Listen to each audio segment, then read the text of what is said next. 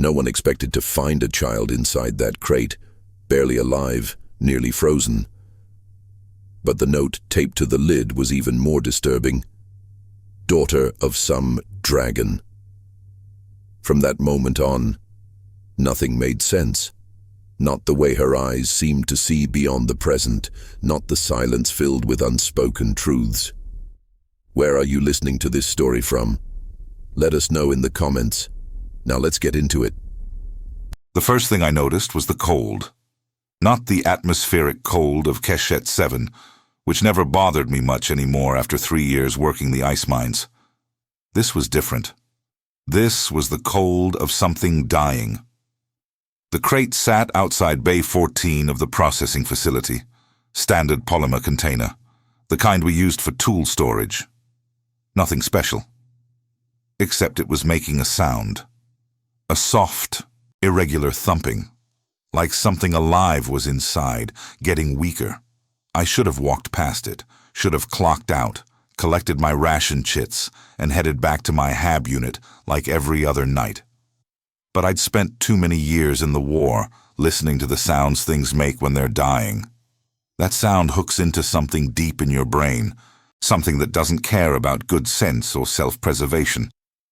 I popped the magnetic seal. The girl couldn't have been more than 4 or 5. Human. Pale skin going blue at the edges, lips nearly purple. She was curled in a ball, wearing nothing but a thin thermal underlayer that had stopped working hours ago. Her breathing came in shallow, stuttering gasps. Frost crystals clung to her eyelashes. Taped to the inside of the crate's lid was a piece of recycled plastipaper, the cheap kind they give you at administration kiosks. Someone had written on it in blunt graphite pencil, the letters uneven and hurried. Daughter of some dragon. That was all. No name, no explanation. Just those 4 words in handwriting that shook at the edges. I stood there for maybe 10 seconds, wind cutting across the landing platform, the girl's breath creating tiny clouds that were getting smaller each time. 10 seconds to decide if I was still the kind of person who could walk away from this. I reached down and picked her up. She weighed almost nothing. "You're coming with me now," I said, and I don't know if I was talking to her or to myself. That was 4 months ago. I've been running ever since.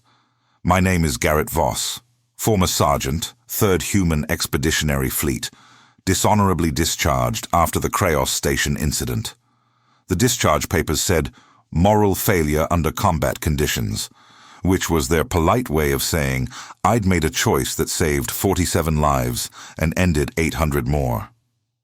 The Sethrak Confederacy, the reptilian empire that ran most of this sector, had demanded Human Command hand me over for war crimes prosecution.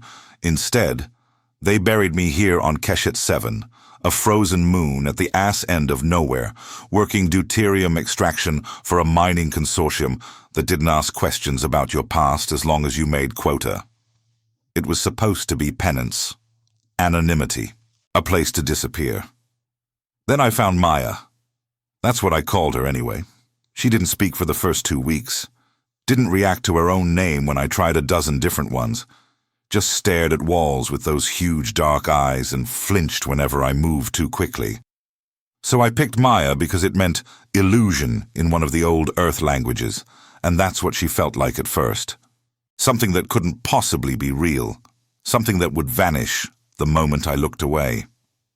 I kept her hidden in my HAB unit, which was exactly as illegal as it sounds. Keshet 7 had a population of 4,000 90% human workers, and the rest were Sethrak overseers and their client species. Children weren't forbidden, exactly, but they required documentation. Birth certificates, genetic registration, parentage verification, things I didn't have and couldn't fake. The Sethrak ran their colonies on efficiency metrics. Every resource was tracked, every mouth accounted for. An undocumented child represented statistical chaos, which was worse than crime in their cold-blooded logic. They'd take her, process her, and send her wherever the numbers said she should go. Foster systems on mining colonies had a predictable outcome. I'd seen it before. I worked the mines during the day shift and came back to find Maya exactly where I'd left her, curled in the corner of the Hab's sleep chamber, watching the door. I brought her food from the commissary, nutrient paste, protein blocks, things that wouldn't be noticed missing from my ration allotment. She ate mechanically, like it was a duty rather than a need.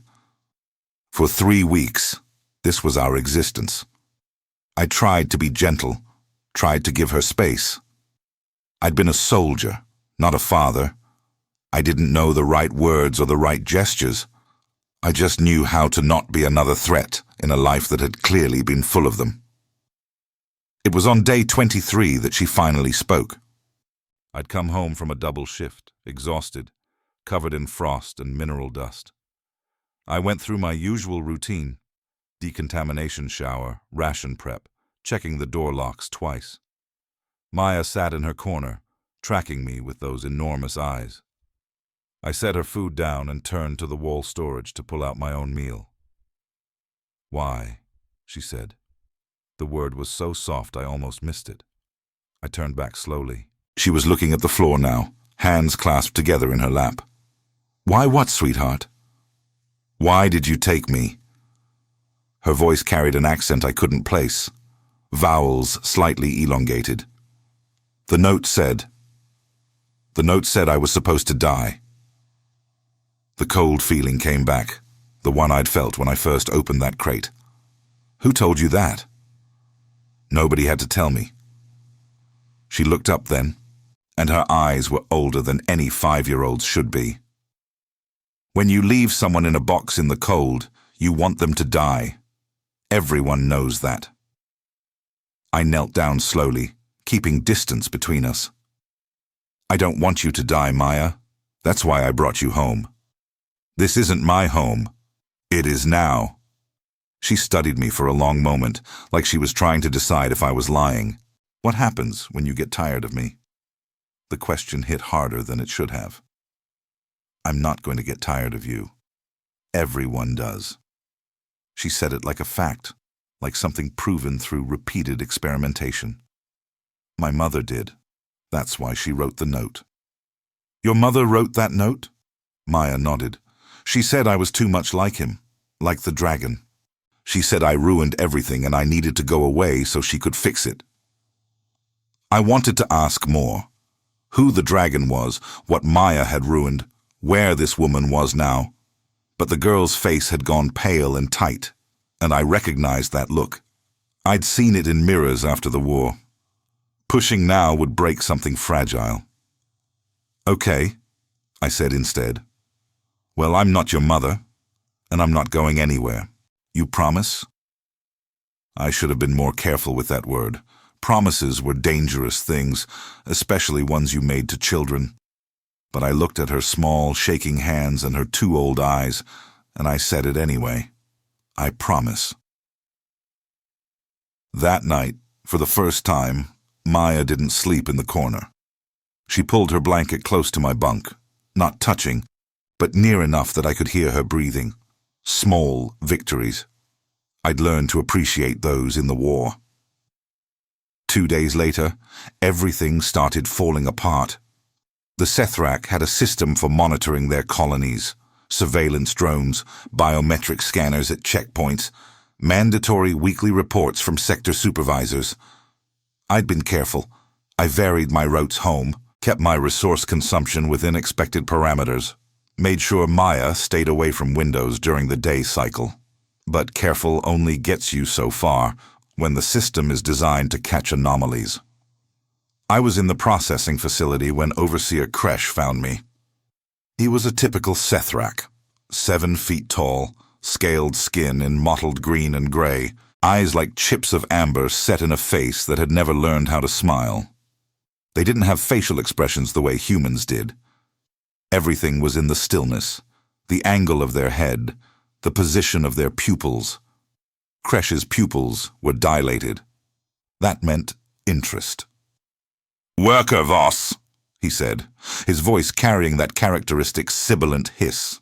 "Your recent resource allocation patterns have triggered an algorithmic review." I kept loading ore into the processing hopper, trying to look unconcerned. Yeah? What's the algorithm saying? That you are consuming 17% more protein rations than your metabolic baseline suggests you require. Additionally, your water usage has increased by 12% over the past lunar cycle. These deviations are small but statistically significant. I've been working doubles, burns more calories. Your double shifts are logged and compensated for in the baseline calculation. Kresh tilted his head, a gesture that might have been curiosity. The deviation persists, even when accounting for increased labor output. This suggests unauthorized resource distribution. My hands kept moving, muscle memory from 3 years of this job keeping them steady while my mind raced. Or it suggests your algorithm needs recalibration. Our algorithms are precise, Worker Voss. They do not require recalibration. He stepped closer, and I could smell the dry, dusty scent of Sethrak biology. I will be conducting a residential inspection of your HAB unit at the conclusion of this shift. Please ensure you are present to provide access. He didn't wait for a response. They never did. Authority was assumed, not negotiated. I finished my shift on autopilot, mind spinning through options. I could run. Take Maya and disappear into the ice fields. Try to make it to one of the unsanctioned settlements in the outer territories. But those settlements were barely survivable for adults, let alone a child. We'd last maybe a week before the cold or the wildlife or simple starvation got us. I could try to hide her somehow, create a false wall or stuff her in a ventilation shaft during the inspection. But Sethrak inspections were thorough. They used thermal scanners and atmospheric analyzers. They'd find her. Or I could tell the truth and hope for mercy. I almost laughed at that last thought. The Sethrak didn't have mercy. They had regulations and protocols and statistical models of optimal outcomes. There was no space in their philosophy for compassion, only efficiency. When I got back to the HAB unit, Maya was waiting by the door. She'd developed an instinct for reading my moods, probably from years of reading her mother's. She took one look at my face, and her expression closed down. "They know," she said. "They suspect. It's not the same thing. What are you going to do?" I sat down heavily on my bunk, suddenly feeling every one of my 43 years. "I don't know yet, Maya." She was quiet for a moment, then walked over and did something she'd never done before. She climbed up onto the bunk next to me and leaned her small weight against my side. "You should give me back to them," she said. "That's not happening." "Why not? I'm just trouble. My mother said so. You'll get in less trouble if you—" "Maya." I put my hand on her shoulder, gentle but firm. "I made you a promise, remember? I'm not breaking it. Promises don't matter when you're in trouble. They matter more then." I didn't know if I believed that, but I needed her to. "Listen to me. Whatever happens with the inspection, whatever the Sethrak decide, you stay quiet and you let me handle it. Understand?" She looked up at me, doubt written clear in those dark eyes. "You can't handle everything. Watch me." It was bravado, empty and hollow. But sometimes that's all you have. The inspection came exactly on schedule. Kresh arrived with 2 enforcement drones, floating spheres studded with sensors and neural compliance emitters. The drones swept through the HAB unit with mechanical precision, scanning every surface, every shadow, every cubic meter of air. I'd hidden Maya in the shower unit behind a maintenance panel. It was the best I could do on short notice. She fit in there, barely, curled into a space meant for accessing water recyclers. I told her not to move, not to breathe heavy, not to make a sound. The thermal scan hit the shower unit and stopped. One of the drones hovered closer, its sensors shifting through multiple spectrums. Kresh watched the readout on his wrist display, head tilting in that characteristic way. "There is a heat signature behind the maintenance panel." "Yeah," I said, trying to sound casual. Recycler's been running hot. I filed a repair request 2 weeks ago but haven't heard back. The signature is inconsistent with mechanical malfunction. Kresh gestured to one of the drones. Open the panel. The drone extended a manipulator arm, magnetic interface clicking against the panel's lock. 3 seconds. That's how long I had to make a decision. I could let the drone open the panel. They'd find Maya. She'd be taken away, processed, put into whatever system the Sethrak deemed most efficient. I'd probably face criminal charges for harboring an undocumented minor. End of story. Or I could do what I'd done at Kreos Station. Make the hard choice. The one that saved some people and damned others. The manipulator arm began to turn the lock. I moved. 3 years of mine work had kept me strong, and muscle memory from the war made me fast. I grabbed the drone before it could complete the unlock sequence, yanked it backward with enough force to snap the manipulator arm at its housing. The drone's defense protocols kicked in immediately. Neural compliance emitter charging with a rising whine. I'd been hit with compliance fields before. They scrambled your nervous system, turned voluntary muscle control into random firing patterns. You dropped like a puppet with cut strings. But there was a 2-second charge time before emission, and I'd learned to count in combat. 1. I threw the damaged drone at Kresh, who dodged with reptilian speed but had to take his attention off me. 2. I grabbed my mining pick from the wall rack and swung it at the second drone. The pick's tungsten carbide tip punched through the drone's outer shell and into its power core. Sparks fountained. The drone dropped. Kresh was already activating his personal emergency beacon, clawed fingers moving across his wrist interface with liquid precision. I had maybe 30 seconds before enforcement teams converged on this location. The Sethrak overseer turned to face me, amber eyes utterly calm, despite the violence. Worker Voss, you are compounding your violations significantly. Stand down and submit to detention. Can't do that. Why? There was no anger in the question, only genuine incomprehension. The statistical outcome of this confrontation is unambiguous. You will be apprehended. Your sentence will be severe.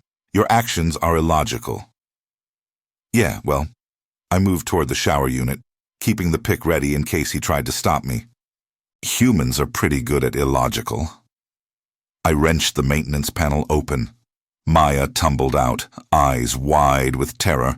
I grabbed her with my free arm and pulled her close. Kresh watched this with his head tilted at a new angle. You are risking your life for an unrelated juvenile. She's not unrelated anymore. That is not how genetics function. It's how family functions. I backed toward the HAB unit's door. Maya clutched against my chest. You wouldn't understand. I understand that you are behaving irrationally in defense of a statistical anomaly. Kresh took a step forward, and I raised the pick. He stopped, assessing. The child is undocumented, unclaimed. By all regulatory standards, she should not exist in this colony's resource allocation matrix. Maybe that says more about your matrix than it does about her. Our systems are optimal. Your species' emotional attachment to biological offspring creates inefficiency. Probably. I could hear boots in the corridor outside, heavy, synchronized, enforcement teams. But it also creates something you'll never have, something worth dying for. I didn't give him time to respond. I triggered the HAB unit's emergency decompression alarm, a safety feature meant to warn inhabitants of hull breaches. It filled the corridor with strobing lights and a blaring klaxon that would mask our movement for precious seconds. Then I ran. Maya wrapped her arms around my neck and held on as I sprinted through the residential sector. I knew the layout by heart from 3 years of walking these corridors. I knew which intersections had camera coverage and which maintenance tunnels the surveillance grid didn't bother monitoring. I knew where the enforcement teams would set up their perimeter and which routes they'd assume I'd take. But knowing the battlefield doesn't mean you can win. It just means you understand how you're going to lose. I made it to the cargo bay service entrance before they cut me off. 3 enforcers in full tactical gear, pulse weapons trained on center mass. Behind them, I could see Kresh approaching, unhurried and inevitable. I set Maya down, keeping myself between her and the weapons. "Run," I whispered. "No." Her voice was tiny, but absolute. "Maya, please. You promised." She grabbed my hand with both of hers. "You said you weren't going anywhere. That means I'm not either." The enforcers waited for Kresh's command. He studied us both for a long moment, head tilting through several angles as he processed variables I couldn't guess at. Finally, he spoke. "Unusual." "What is?" I asked. "The child's loyalty. It is not rational given your brief association. Yet she demonstrates attachment markers consistent with primary familial bonding." He paused. "You called this family. I am attempting to understand the variable." "It's not a variable, it's a choice. Choices are merely expressions of underlying biological imperatives." "No." I squeezed Maya's hand. "Sometimes they're just choices." Kresh considered this with the same dispassionate focus he probably gave equipment maintenance schedules. Then he did something I'd never seen a Sethrak do before. He gestured for the enforcers to lower their weapons. "There is a regulation I had forgotten," he said slowly. "Paragraph 7, subsection 14 of Colonial Administration Code. It permits emergency guardianship assignment in cases where a minor's survival depends on immediate protective custody." His amber eyes fixed on me. "You initiated protective custody when you removed the child from life-threatening conditions. This creates a legal framework, however precarious." I stared at him. "You're saying—" "I am saying that I can process documentation that regularizes your current situation. It will require genetic registration, resource reallocation, and formal assumption of parental responsibility. It will also require that you answer questions about how you came to find an abandoned child in the first place. And if I can't answer those questions, then we will proceed with standard detention protocols, and the child will be remanded to state custody." Kresh tilted his head. "However, my preliminary assessment suggests that pursuing this matter further would be inefficient. The child exists. You have demonstrated capability and willingness to provide care. Creating a new administrative problem by separating you serves no optimal outcome. It wasn't mercy, it was just math. But sometimes math gives you the answer you need." "I accept your terms," I said. "You have not heard all of them." Kresh's eyes narrowed slightly. "The regulation also requires that you explain to me this concept you call family. For my administrative report, I must understand the variable I am accommodating." I looked down at Maya, who was looking up at me with hope flickering behind the fear in her eyes. "Family," I said, "is when someone else's survival matters more than your own." Kresh processed this for several seconds. "That seems evolutionarily disadvantageous." "Probably, but it's also the only reason I'm still alive." I picked Maya up again, felt her arms lock around my neck. "It's the only reason any of us survive the things that should kill us." The Sethrak overseer studied us both one more time, then made a notation on his wrist display. "Very well. Report to administration at the beginning of next shift cycle. Bring the child. We will begin documentation." He turned and walked away, enforcers falling into formation behind him. Just like that, it was over. Maya pressed her face against my shoulder. I could feel her shaking. "What just happened?" "We won," I said, even though it felt too simple, too clean. "We actually won. But winning doesn't mean the story ends. It just means you get to keep playing." The administrative processing took 6 hours. Maya sat beside me in the sterile waiting area, while Sethrak bureaucrats moved through their procedures with mechanical precision. They took genetic samples, retinal scans, full medical workups. They asked questions about how I'd found her, and I told them a version of the truth that left out anything incriminating about her mother. Found her in an abandoned storage crate near Bay 14, I said. Someone had dumped her there. I don't know who. The administrator, a younger Sethrak with darker scales and sharper eyes than Kresh, made notes on a holographic display. And the note, the one that said, "Daughter of some dragon," might have been metaphorical, might have been literal. I don't know what it means. You did not investigate. I was too busy keeping her from freezing to death. Dasim, the administrator's pupils dilated, that characteristic sign of interest. Your genetic markers indicate prior military service. 3rd Human Expeditionary Fleet, specialized infantry, decorated for valor at Crimson Ridge. He paused. Also dishonorably discharged following the Krayos Station engagement. Interesting contradiction. Ancient history, I said. History informs present behavior patterns. He pulled up something on his display that made his head tilt. The Krayos incident involved civilian casualties. 812 Sethrak colonists dead due to your tactical decision to collapse the station's eastern habitat ring. Maya's hand tightened on mine. I kept my voice level. Those colonists were already dead. The Kresh separatists had rigged the habitat with bioweapons. Collapse was the only way to contain the outbreak before it spread to the rest of the station. Your human command disagreed with that assessment. My human command wasn't there. I was. I met his amber eyes. I made a choice that saved 47,000 people and ended 800 lives. I'd make it again. That is what concerns the Confederacy about your species.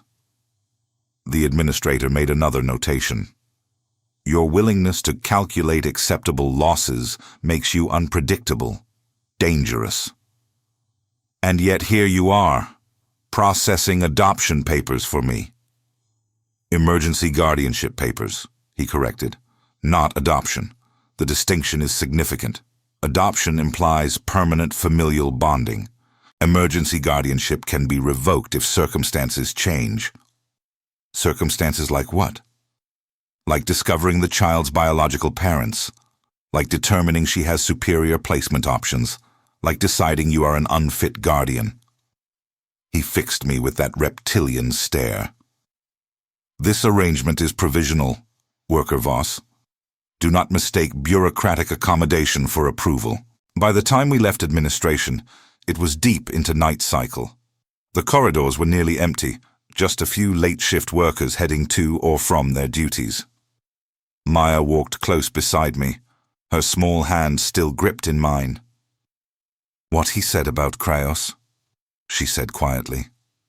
Is it true? You killed 800 people?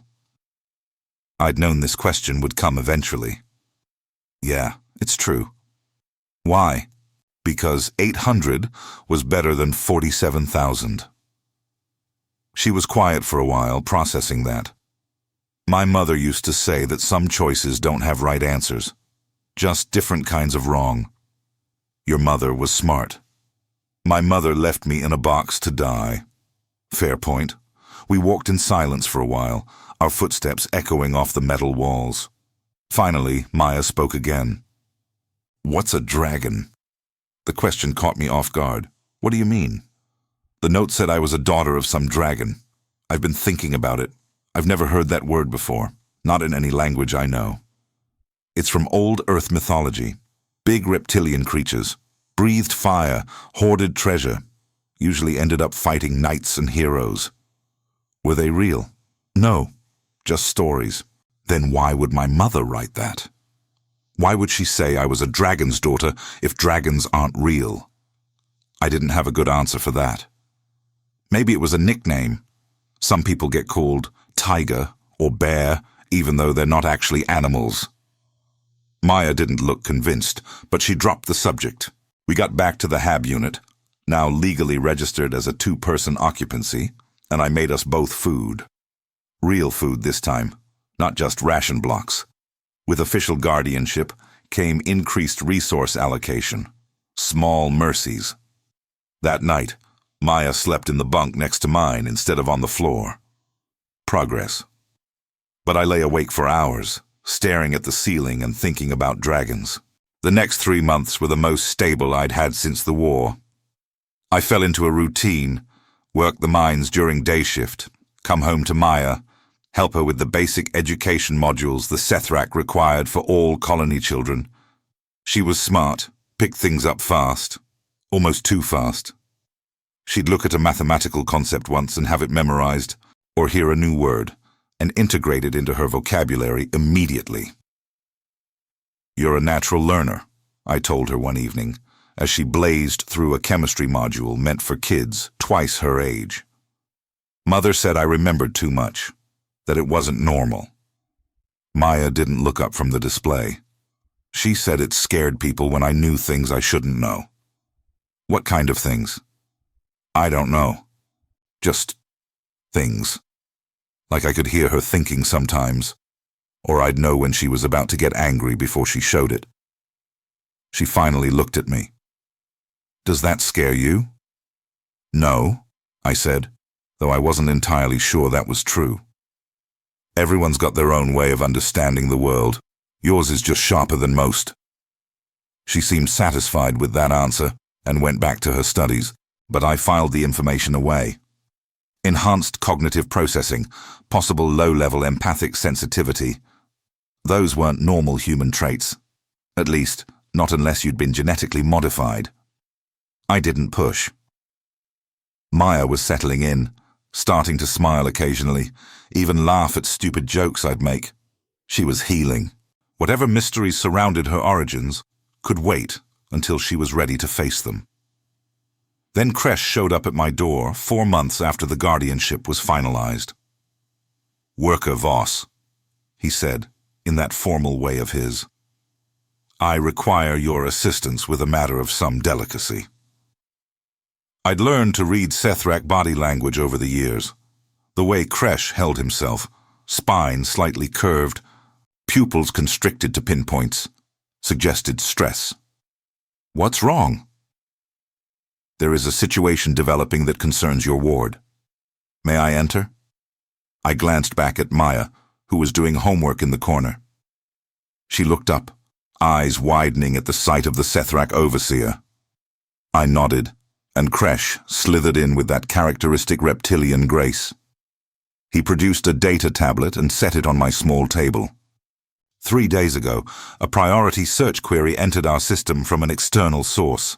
It was flagged by our security protocols and forwarded to my attention. "What kind of query?"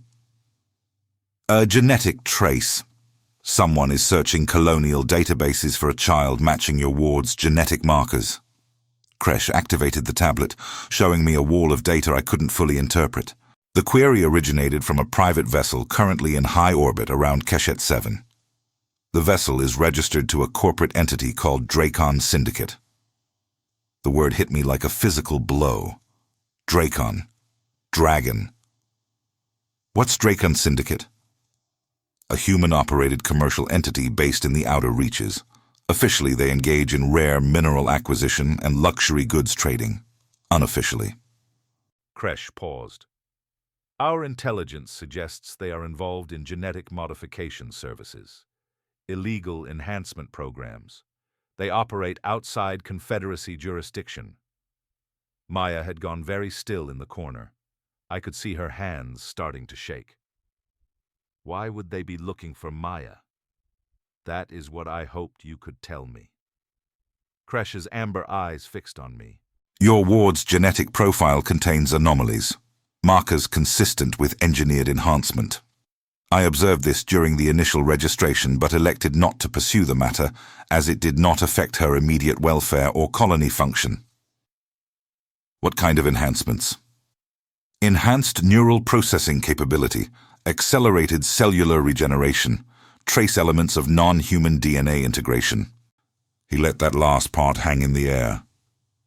"Specifically, Sethrak DNA." The room felt too small suddenly. I looked at Maya, who was staring at the floor, arms wrapped around herself. The Draken Syndicate specializes in creating hybrid children, Kresh continued.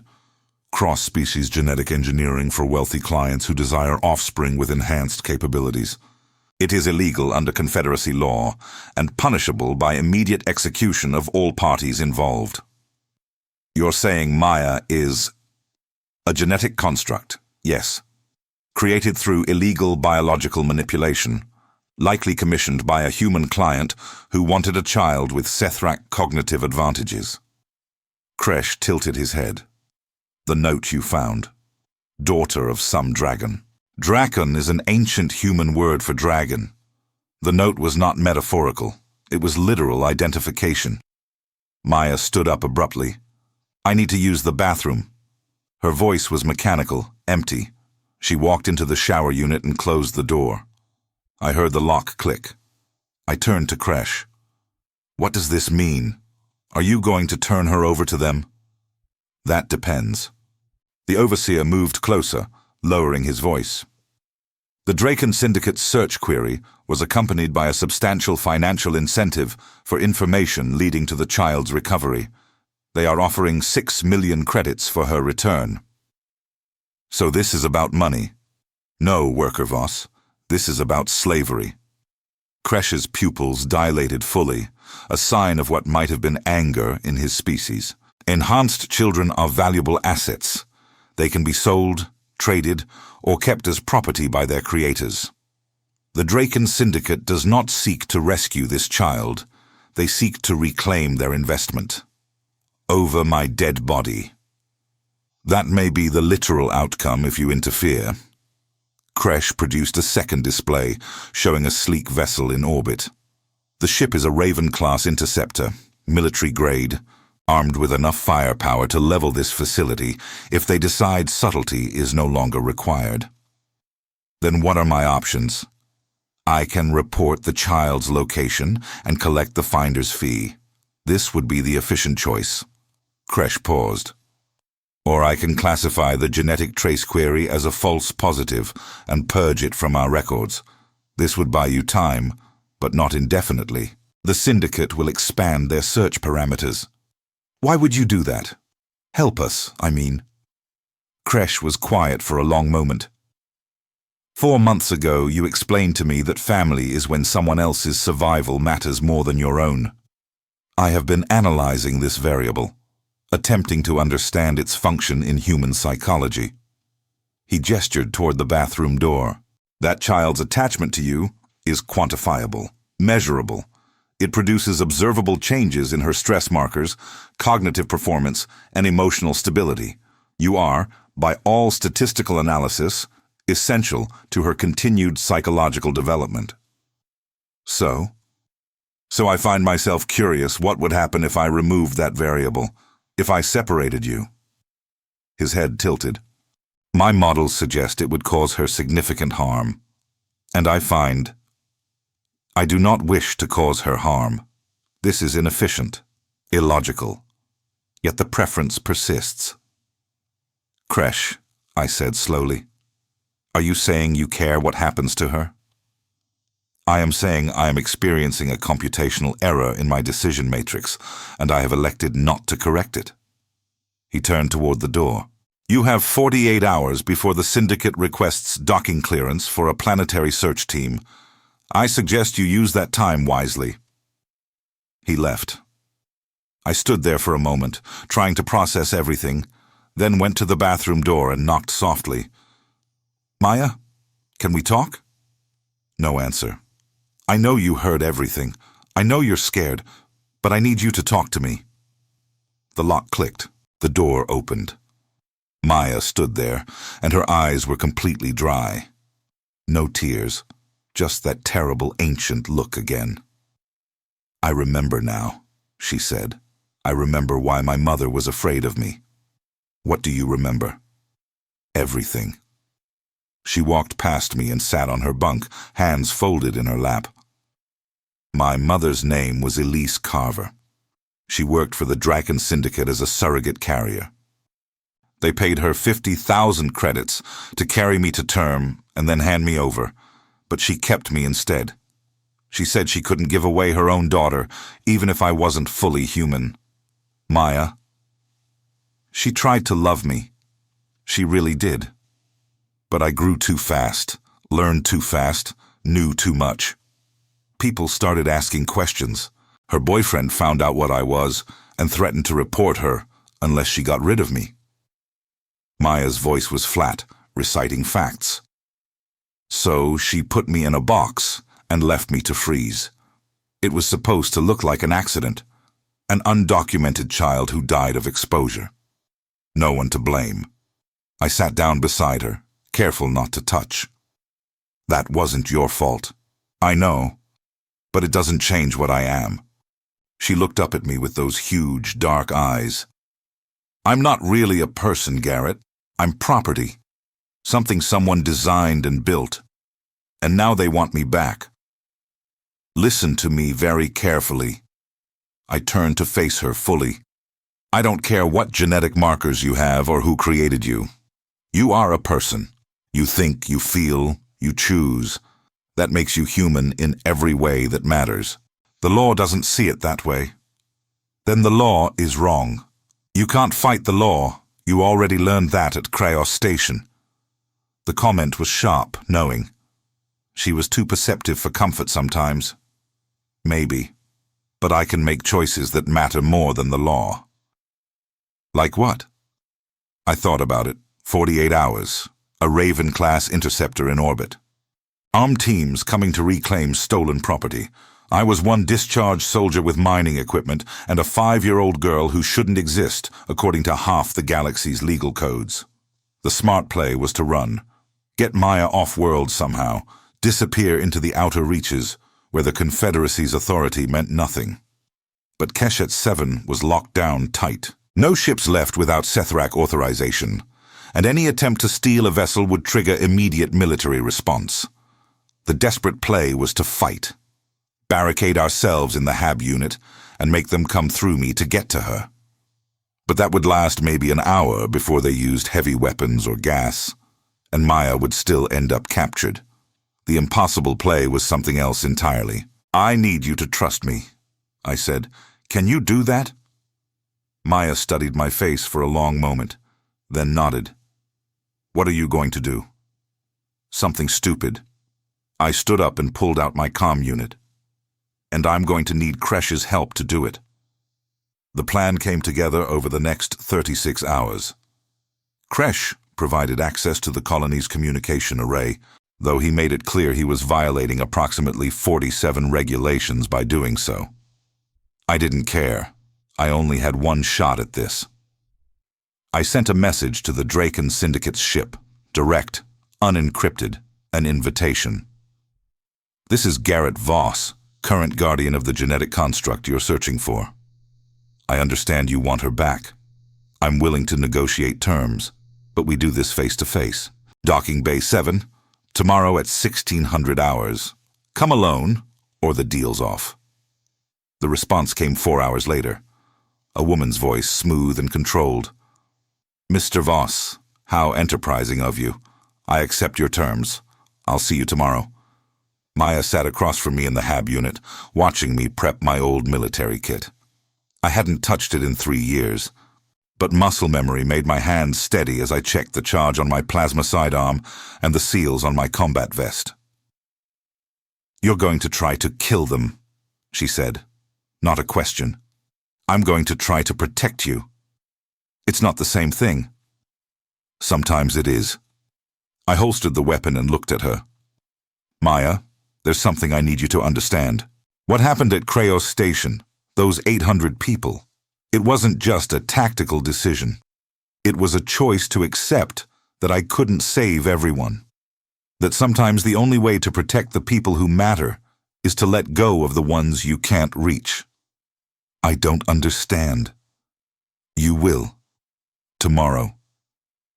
I knelt down in front of her. Whatever happens in that docking bay, I need you to do exactly what I tell you. No arguing, no questions. Can you promise me that? She bit her lip, then nodded. I promise. Good. I pulled her into a hug, felt her small arms wrap around my neck. "You're going to be okay, Maya. One way or another, you're going to be okay." I didn't tell her the rest of the plan. The part where I'd already contacted the Confederacy's military authority and reported a Dracon Syndicate vessel in their space. The part where I'd tipped them off to illegal genetic engineering operations. The part where I'd essentially invited everyone to show up at the same place, same time, and let them fight it out while Maya and I slipped away in the chaos. It was risky, probably suicidal, definitely the kind of plan that would get me court-martialed if I was still in the military. But I'd made a promise to a 5-year-old girl in a freezing box, and promises were the only thing I had left that meant anything. The next day, I walked into Docking Bay 7 with Maya's hand in mine, a plasma pistol on my hip, and absolutely no idea if I was about to save her or get us both killed. The woman from the Dracon Syndicate was waiting. Tall, elegant, with dark hair pulled back in a severe bun and eyes that calculated everything. She smiled when she saw Maya. "There you are," she said, like she was greeting a lost pet. "We've been so worried about you, little one." Maya pressed closer to my side. I stepped between them, hand resting on my weapon. "We're here to negotiate, not to hand her over." "Of course." The woman's smile didn't reach her eyes. "My name is Director Chen. I represent the Syndicate's interests in this matter, and you are the unfortunate soldier who decided to interfere with our property recovery." "She's not property. Legally, she absolutely is." Chen produced a datapad displaying legal documents. Genetic construct registration, commissioning contract, ownership transfer protocols, all properly filed and authenticated. The child is Syndicate intellectual property. You are guilty of theft. Then arrest me. But you leave her out of it. I'm afraid that's not how this works, Mr. Voss. Chen gestured, and 2 heavily armed security personnel stepped out from behind the docked vessel.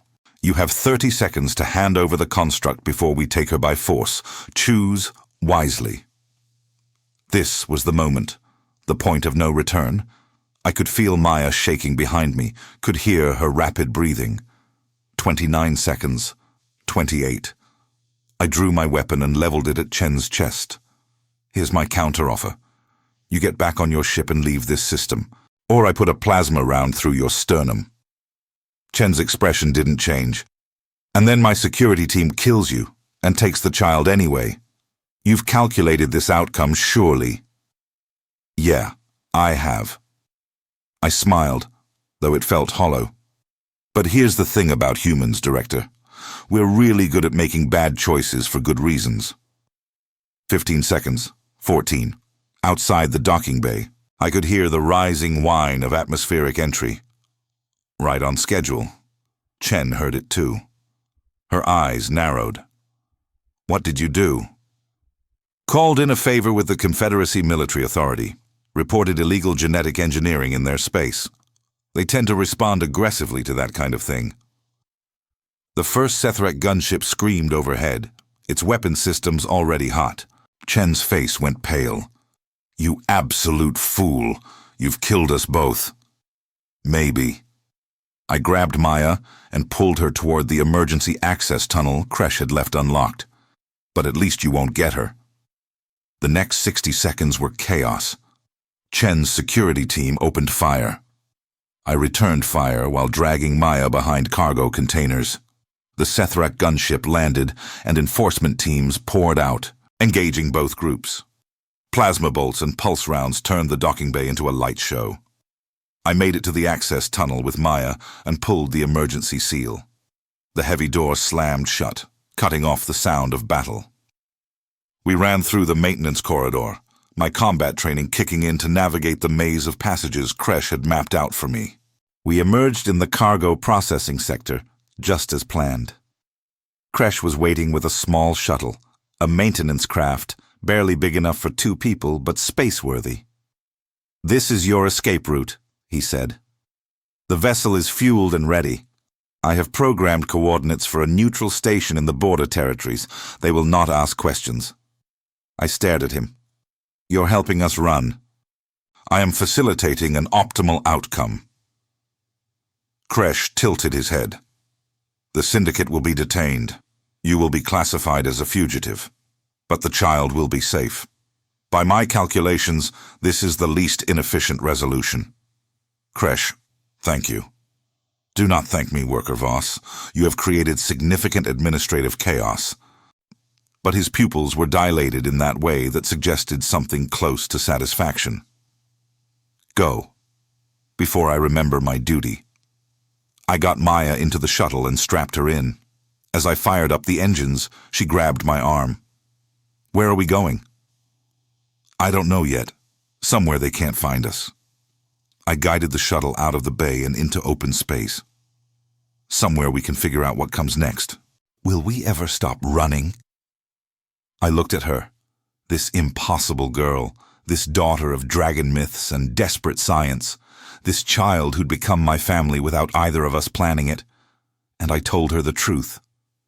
Probably not, but we'll run together. The shuttle broke atmosphere just as the battle in the docking bay reached its crescendo. I set course for the coordinates Kresh had provided and didn't look back. Behind us, Keshet 7 grew smaller in the viewport. Ahead of us was nothing but empty space and uncertainty. But Maya's hand found mine in the darkness, and somehow that was enough. The neutral station Kresh had directed us to was called Meridian Point, a ramshackle collection of docking rings and habitation modules built into a hollowed-out asteroid. It existed in the gray zone between Confederacy space and the lawless outer reaches, a place where people came when they didn't want to be found. We'd been there for 2 weeks when everything fell apart. I was buying food supplies from a vendor in the station's main market when I felt it. That old combat instinct, the one that kept you alive when your eyes couldn't see the threat yet. I turned slowly, scanning the crowd. 3 of them. Syndicate security, trying to blend in and failing. They had that corporate mercenary look. Expensive gear, expensive augments, expensive training that didn't account for real desperation. I grabbed Maya's hand and moved. Not running, just walking with purpose through the crowd, taking corners and doubling back, using every evasion technique the military had drilled into me. But this station was small, and there were only so many places to hide.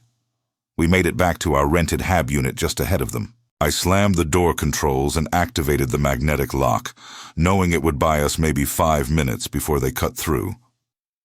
They found us, Maya said. Not a question. Yeah. I was already pulling out our emergency pack, the one I'd kept ready since we'd arrived. We need to get to the docks.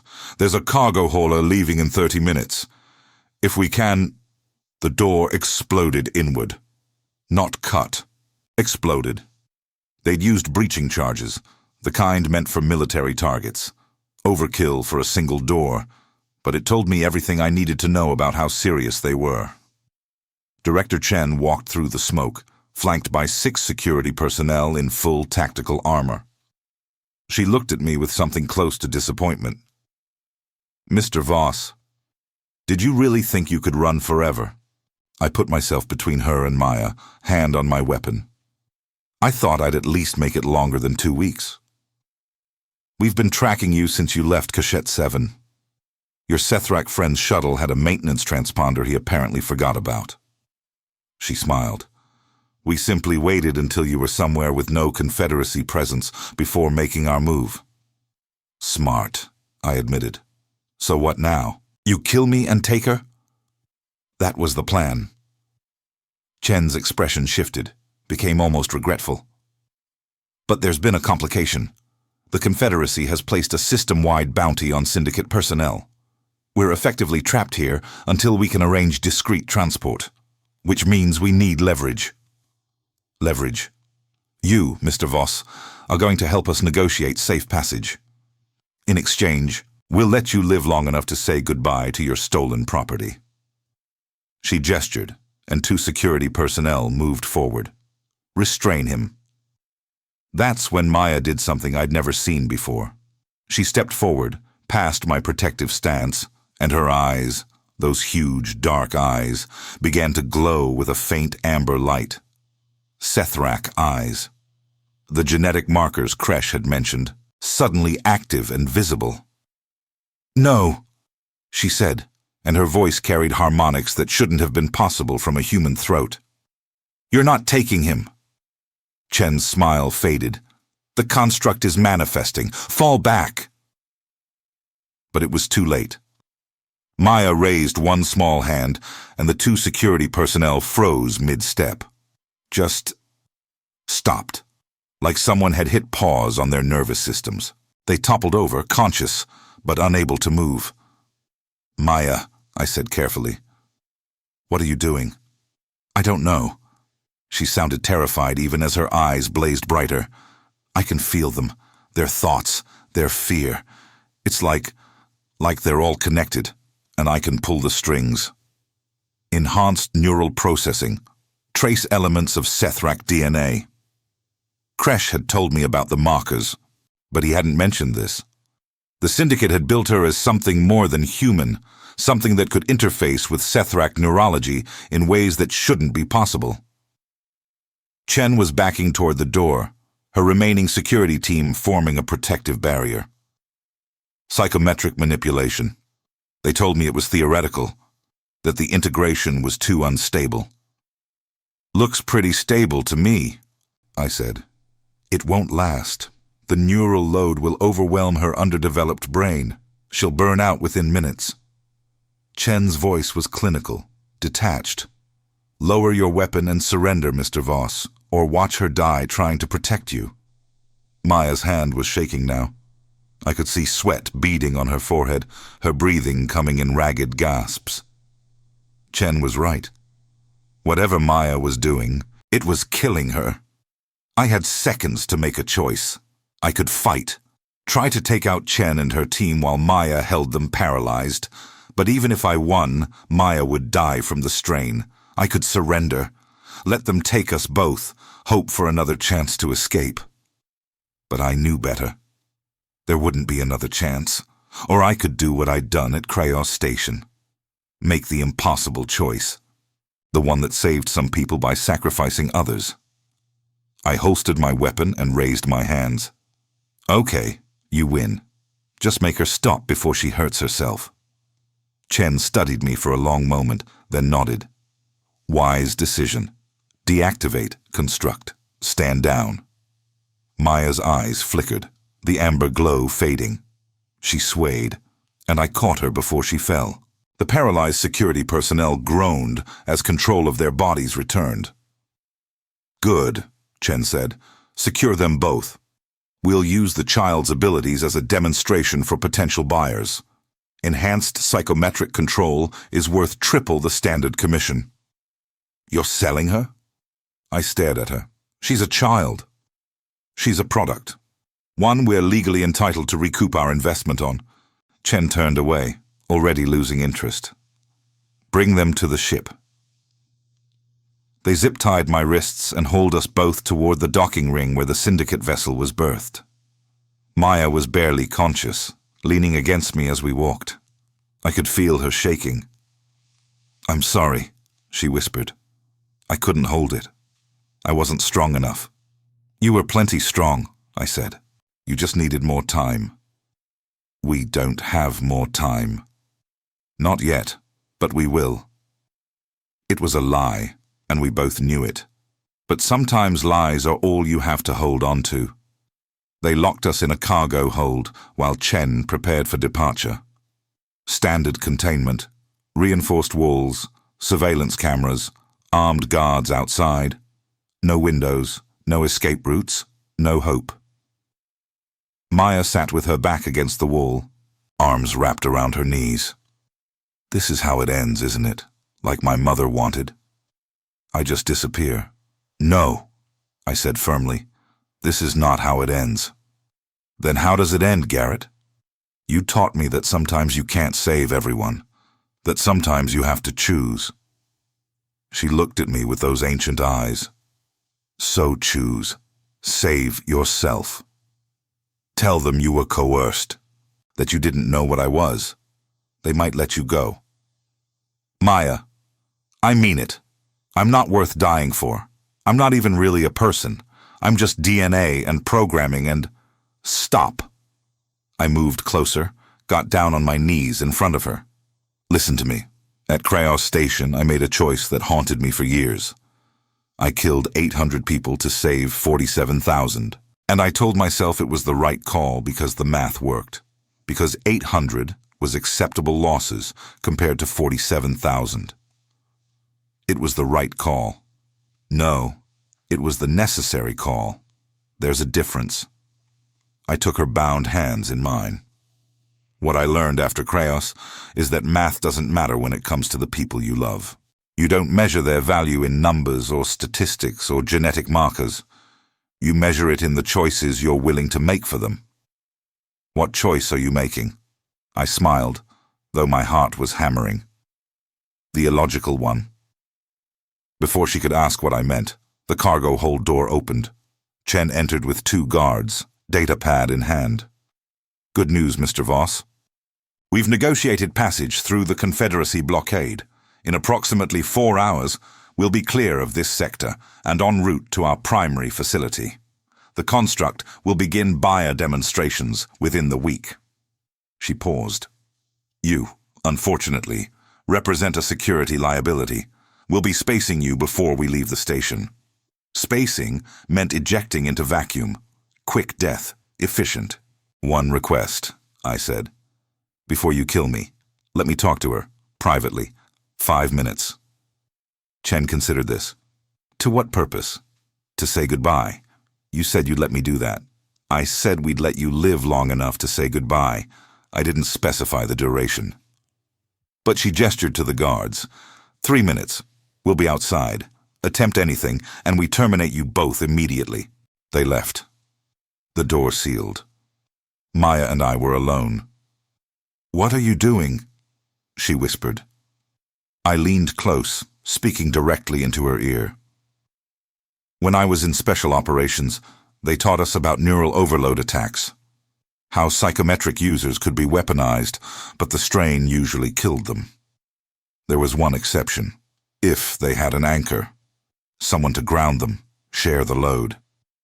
Garrett, you're not making sense. Your genetic markers, the Sethrak DNA. It lets you interface with their neurology, but it also means you can interface with enhanced human neurology. Mine.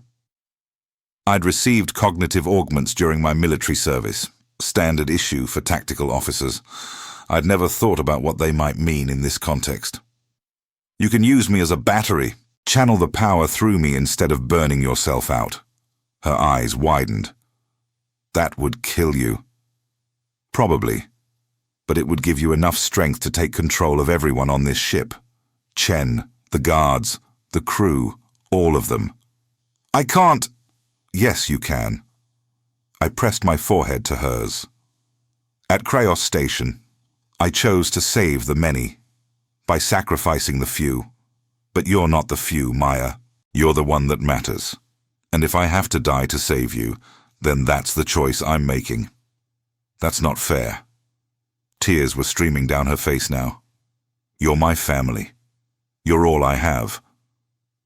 And you're all I have. Which is why I need you to live. To get out of here, find somewhere safe and remember that you're not property or a construct or a mistake. You're a person who deserves to choose her own future. I pulled back, met her eyes. Can you do that for me? She was shaking her head, but I could see the understanding in her eyes, the terrible, necessary understanding. I don't want to hurt you, she sobbed. I know.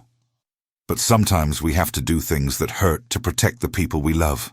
I thought about those 800 people at Kraos Station, about all the choices I'd made in the name of necessity. This time, I get to make the choice for someone who actually matters. The door opened. Chen and her guards returned. Time's up, Chen said. Say your goodbyes. Maya looked at me one last time. I nodded. Then her eyes blazed amber. bright enough to cast shadows in the cargo hold, and she reached for me. The connection was like fire and ice simultaneously.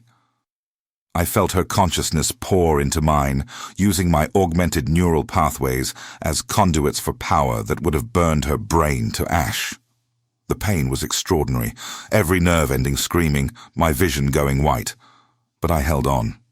Through the agony, I felt her reach out, felt her consciousness expand through the ship like wildfire, touching every mind, every thought, every spark of awareness.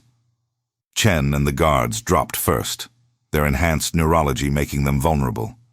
Then the crew, one by one, falling under Maya's control.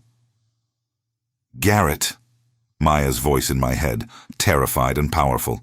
"I can't stop it. It's too much." "You don't have to stop it," I managed to say, though I wasn't sure if it was out loud or just in our shared consciousness. "Just hold on long enough to take the ship. Then let go. If I let go, you'll die. I know. I don't want to be alone again. You won't be. You're stronger than me, smarter than me. You'll find people who care about you. Build a real family. Live the life you deserve." I could feel my heart stuttering, my body failing under the neural load. "Promise me you'll live, Maya. Promise me you'll choose yourself." Her mental voice was breaking. "I promise. Good girl." My vision was fading now, darkness closing in from the edges. "I'm proud of you." Then I let go. The pain stopped. Everything stopped. I felt Maya's consciousness withdraw, felt her crying somewhere far away, felt the weight of choice settle over both of us one final time. And then nothing. I woke up in a medical bay, which was impossible because I should have been dead. The ceiling was clean white polymer, lit by soft bioluminescent panels. Medical equipment hummed quietly around me. My head felt like someone had split it open and put it back together wrong, but I was breathing. "You're awake." Maya's voice, small and cautious. I turned my head, slowly because everything hurt, and saw her sitting in a chair beside the bed.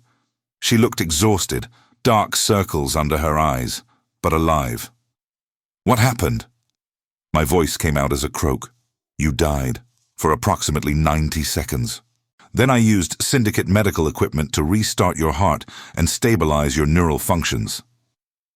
She wasn't looking at me. "You told me to let go, to choose myself, but I chose you instead. Maya, I took control of the ship. All of it. I made Chen's crew pilot us to a Confederacy military station and turn themselves in for genetic trafficking. The Confederacy arrested everyone, seized the ship, and placed me in protective custody." She finally met my eyes. "I told them you were my father, that you'd rescued me from illegal experimentation. They believed me because Chen's records showed I was syndicate property, and you had no connection to the organization." I stared at her. "You lied to the Confederacy. You lied to me about not being my real family, so we're even." A tiny smile flickered across her face. "The Confederacy is prosecuting the entire syndicate network, everyone involved, and they've granted me legal personhood under emergency humanitarian provisions. I'm not property anymore. I'm officially a person." That's incredible. "The doctor says you'll recover. Your neural augments protected most of your brain function, but you'll have cognitive difficulties for a while, memory issues, processing delays." She took my hand carefully. "I'm sorry I hurt you. You saved me, Maya. You chose to save me when you could have chosen freedom. You taught me that family is when someone else's survival matters more than your own." She squeezed my hand. "So I chose family." I closed my eyes, feeling tears slide down my cheeks. "What happens now?" "Now we figure it out. Together." Maya's voice was stronger now, more certain. "The Confederacy says we can settle anywhere we want. Start over somewhere safe. I was thinking maybe we could find a place with a real school. And a yard. I've never seen a yard. That sounds good. And maybe you could teach me more about Earth. About dragons and knights and all those old stories. She paused. I want to know where the myths came from, even if they're not real. Especially if they're not real, I said. The best stories are the ones we choose to believe in anyway. We stayed like that for a while, her hand in mine, both of us alive against all probability. The syndicate was dismantled. The Confederacy had granted Maya personhood. We'd won, somehow, through a combination of impossible choices and desperate gambles. But winning wasn't the point anymore. The point was the promise we'd both made and kept. To choose family over logic, love over efficiency, each other over the cold mathematics of survival. 6 months later, we stood in the yard of a small house on a colony world called New Haven. It had trees, actual Earth DNA trees, and grass, and a sky that was almost the right shade of blue. Maya ran through the grass, laughing, arms spread wide like she could catch the wind. I watched her from the porch, still recovering, still dealing with the neural damage that made some days harder than others. But I was alive. She was alive, and she was happy. She ran back to me breathless and grinning. Did you see? Did you see how fast I was? Like lightning, I said. I want to go faster. Can we get a bike? Everyone here has bikes. Maybe for your birthday. When's my birthday? We'll pick one. Any day you want. She thought about it seriously, then nodded. The day you found me. That can be my birthday. The day I stopped being alone. I pulled her into a hug, this impossible girl who'd become my daughter through choice rather than biology. That works. It's my birthday too, then. The day I stopped being alone. She hugged me back, fierce and strong. We're family. Yeah, I said. We're family. Above us, the almost Earth sky stretched out in endless blue. Somewhere out there, the syndicate was being prosecuted. The Confederacy was revising its laws on genetic engineering, and the galaxy was slowly shifting towards something more humane. But that was distant, abstract. This, the grass and the trees and the girl in my arms, this was real. This was what mattered. We'd both been left to freeze in different ways. Her in a crate with a cruel note, me in the cold emptiness that comes after you've made too many impossible choices.